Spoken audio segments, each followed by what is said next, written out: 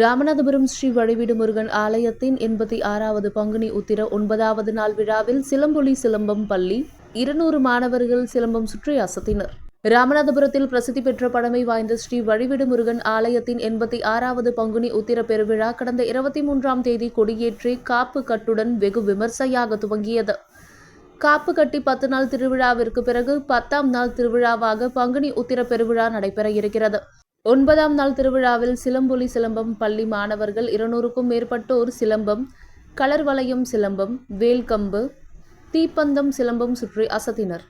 இதில் வயது ஒரு தடையில்லை என 4 வயது சிறுவர்கள் முதல் 70 வயது முதியவர் வரை சிலம்பம் சுற்றி அசத்தினர். அதனைத் தொடர்ந்து ஆண்களுக்கு இணையாக குடும்ப பெண்கள் தங்களை தற்காத்துக் கொள்ள சிலம்பம் கற்றுக்கொள்ள வேண்டும் என்பதை முன்னெடுப்பதற்காக சிலம்பம் சுற்றி அசத்தினர். இதனை காண ராமநாதபுரம் பல்வேறு பகுதிகளில் இருந்து பொதுமக்கள் மற்றும் பக்த கோடிகள் பார்த்து மகிழ்ந்தனர். 86வது பங்குனி உத்திர பெருவிழாவில் பாதுகாப்பு பணியில் மாவட்ட கண்காணிப்பாளர் சந்தீஷ் உத்தரவின் பேரில் 500க்கும் மேற்பட்ட போலீசார் பாதுகாப்பு பணியில் ஈடுபட்டு வருகின்றனர். 9 இடங்களில் 25 CCTV கேமரா பொருத்தப்பட்டு கண்காணிக்கப்பட்டு வருகிறது.